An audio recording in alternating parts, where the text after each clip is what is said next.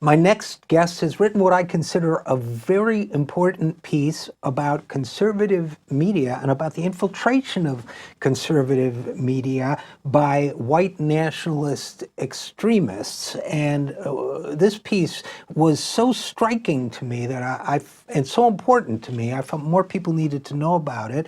So I asked her to come on the program, and she gratefully, with my gratitude, agreed to do it. Hannah Gais, that's spelled Gais, is a freelance writer. I've been reading her stuff for a while. She also recently completed a degree at Harvard Divinity School, where she focused on the intersection of nationalism, extremism, and Russian Orthodox identity in the post-Soviet period. So with no further ado, Hannah Gais, first of all, thanks for coming on the program. Thanks for having me. Secondly, your piece, which is in Splinter News, that's splinternews.com, headlined "Leaked Emails Show How White Nationalists Have Infiltrated Conservative Media." And just, if you would please, just very briefly summarize what you found. Yeah, so the piece looks at two figures, Jonah Bennett and John Elliott. Jonah Bennett was a relatively young reporter who worked for the Daily Caller, and John Elliott was, in the media world, a much more known figure who trained a lot of kind of libertarian and some right-wing journalists early on.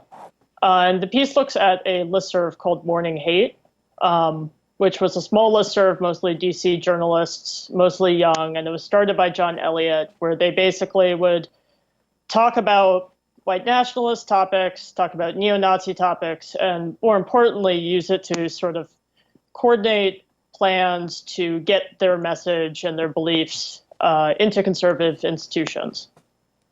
Did you find, first of all, in looking at this email, Morning Hate, I'm used to reading repugnant stuff from right-wingers. I mean, we all see it all the time. And there's a subset of right-wingers from whom I'm used to reading really repugnant stuff. But this is like, I mean, pardon my language, but this is like, holy shit, this is bad stuff. And, how did you come across this, and how shocked were you when you found it?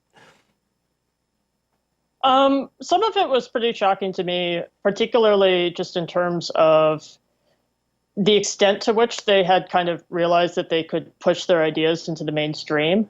The language itself, I guess, I mean, I've been doing research on the far right for a while, so some of that wasn't super shocking. But the thing that was strange to me especially was they decided to use code words, despite this being a private listserv. And the code words themselves were ridiculous. So Jews would be Hawaiians, etc.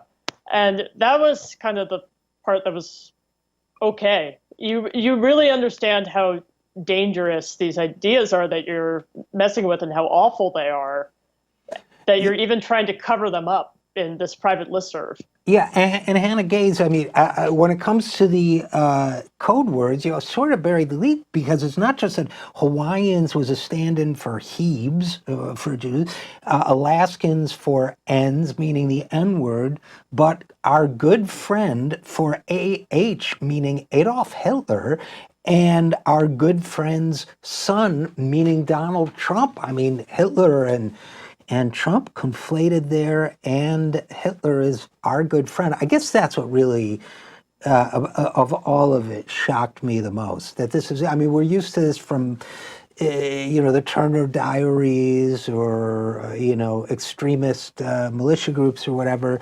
But to see it from young journalists who are kind of part of the conservative media ecosystem a little bit. Just I consider myself fairly jaded, but it shocked me a little bit. Yeah, definitely. I mean, we've seen some of this, them comparing Hitler and Trump and kind of Hitlerian themes. We saw that in 2016, right after the election with the National Policy Institute. But yeah, definitely not from more mainstream people who we assume for a while were more mainstream. So, you mentioned two people. You mentioned Josiah Bennett and John Elliott, and which of them was the founder of this Morning Hate? John Elliott. Who's the Yeah. better known of the two? And how many people got this email? Do you know? It was just a handful, and they were mostly people who had worked with John Elliott in the past in some capacity. Um, so it was small, but they were spread out pretty significantly, mostly within DC. So, how would you anti-Semitism was plentiful and crude. Take a shower, Jew boy. Read the subject line of one of LA's emails about a Daily Kos article. So, where would you put this morning hate group email list and its recipients as well as its authors in the sort of general ecosystem of conservative media? I mean, were they just like a bunch of guys, small group of guys in the fringe? Were they spreading out? Were they? What I'm trying to get a sense of is what your story tells us about the culture of the media right. Yeah, no, that's a good question, and I think to some extent it will take more reporting out on some of these guys. But one thing that was interesting is that there was realization within the white nationalist community in DC that these people were important, that they were spread out. There's one email that I cite from Marcus Epstein and like a couple of other out white nationalists who are talking about their plans with Jonah Bennett. And they're aware that they need to keep people spread out in these like small groups within certain communities like Breitbart or the Daily Caller or where John Elliott used to be, IHS. So they're small, but the idea is by keeping them spread out that they're able to get their influence into individual institutions. So, and let's talk about that for a little bit, Hannah Gais. Did you, we're kind of used to, or if we follow this stuff at all, we're kind of used to the story that says, right-wing journalist so-and-so was named to a White House position under Donald Trump.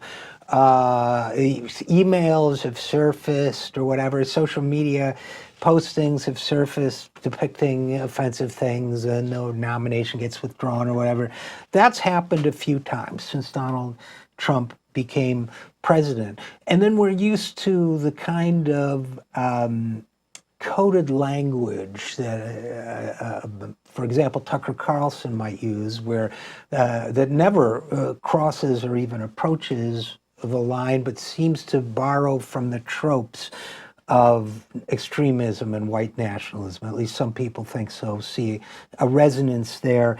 And I'm trying to figure out what do we know, because the conservative media now under the Trump-led Republican Party has gained an importance, has become a source for talent of various kinds. Then we have this phenomenon called the intellectual dark web, but I don't know how they all fit together. So I'm trying to come up with a kind of taxonomy of all of this and see, are we seeing, conservative media? I mean, you can go back and look, for example, at William F. Buckley and things he wrote that, appear to resonate somewhat with racism and so on. But there used to be a racist and a non-racist conservative media. And I'm wondering if that's still true, who belongs with who, to what extent white nationalist rhetoric has been mainstream. I'm wondering if you can, I know you need to do more reporting on this story. I'm just wondering if you feel comfortable helping me at all get a sort of gut feel for what a conservative media ecosystem even is nowadays. Yeah, that's a good question. I think it's really hard to say. I think a lot of it's tough because I think there's been a lot of fragmentation and there are some attempts to kind of create a more coherent conservative ecosystem. I mean, there was the Tim Carney piece in the Washington Examiner that was all about how we need to make an ecosystem, we being conservatives, need to make an ecosystem that is unfriendly for racism. And they haven't exactly been successful in that, obviously. Right. But it's really tough to say because these guys are all over the place, and I mean the Daily Caller has especially been an incubator. But and we saw some of this at like the National Review in the 1990s and early 2000s too, and I think the institutions themselves are weak. Mm-hmm. Weak in what sense? There's no real way to effectively purge these guys. I mean, they have to they're taken out of the movement individually. So you've seen that with the Daily Caller, where there'll still be white nationalists within the organization itself. For instance, last year, Scott Greer, who was an editor there, was pushed out or had left, but news broke that he, for a long time, had been managing editor of Richard Spencer's Radix Journal. But then someone else who he had connections with, stayed for close to a year, and only until another story came out about the Daily Caller was effectively pushed out. Yeah, so it's interesting, and I guess we won't solve it. I mean, I believe. Look, Tim Carney's been on the show. I believe that he's sincere in his. I think he's wrong about most things, but I think he's sincere in his desire to purge the conservative media system of racism. But I guess I guess what I struggle with, and you can comment or not if you like, is that if you're coming from a political tradition that includes Ronald Reagan mocking and promoting the stereotype of the welfare queen, or Richard Nixon's Southern strategy or whatever, it's going to be pretty hard to weed out people of white nationalist bent, because there's in my view, an inherent racism in that whole approach. So it's hard to get like honest conservatives who don't have that, but I know I don't doubt that they exist. I guess my last question to you would be the relationship between these overtly white nationalist journalists, including the ones you wrote about in this article, Hannah Gais, and the institutional structure, the organizations, the white nationalist organizations in this country. Any observations on that?